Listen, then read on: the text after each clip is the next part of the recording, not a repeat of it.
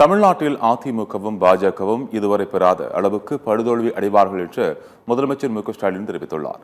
விருதுநகர் அருகே கல்குறிச்சியில் நடைபெற்ற தென்மண்டல இளைஞரணி நிர்வாகிகள் சந்திப்பு கூட்டத்தில் பேசிய அவர் இவ்வாறு கூறினார். தொடர்ந்து பேசிய முதலமைச்சர் ஸ்டாலின் இந்தி திணிப்பு என்ற ஆபத்து மும்மொழி கொள்கையால் இன்றும் நீடிப்பதாக கூறினார். மாநில கட்சிகளே இருக்கக்கூடாது என்ற நோக்கத்தில் பாஜக செயல்படுவதாக அவர் குற்றம் சாட்டினார். இன்னும் பல நூற்றாண்டுகளுக்கு திமுகவை எந்த கொம்பனாலும் தொட முடியாது என்று தெரிவித்த முதலமைச்சர் ஸ்டாலின் 7வது முறையாக திமுக ஆட்சி அமைக்கும் என்பது எதிரிகளுக்கும் தெரியும் என்று குறிப்பிட்டார்.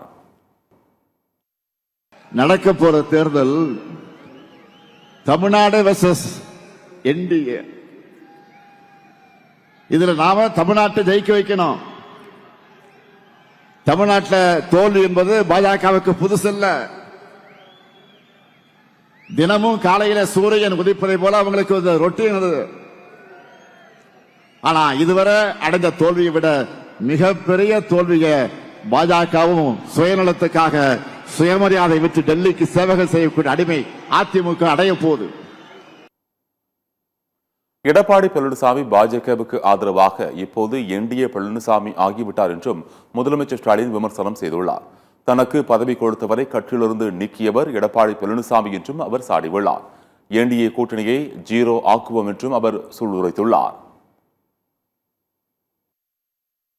பாஜகவுடைய கிளை செயலாளராக மாறியிருக்கிறார் எதிர்க்கட்சி தலைவர் பழனிசாமி.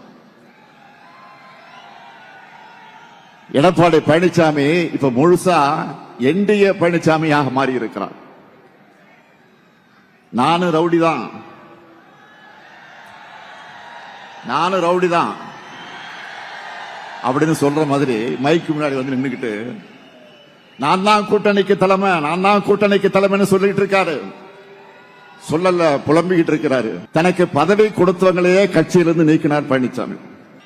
பாஜக மட்டுமில்லாம ஒட்டுமொத்தமா என்டிஏ கூட்டணியும் 2024 நாடாளுமன்ற தேர்தல் போலவே சட்டமன்ற தேர்தலையும் ஜீரோ ஆகணும்.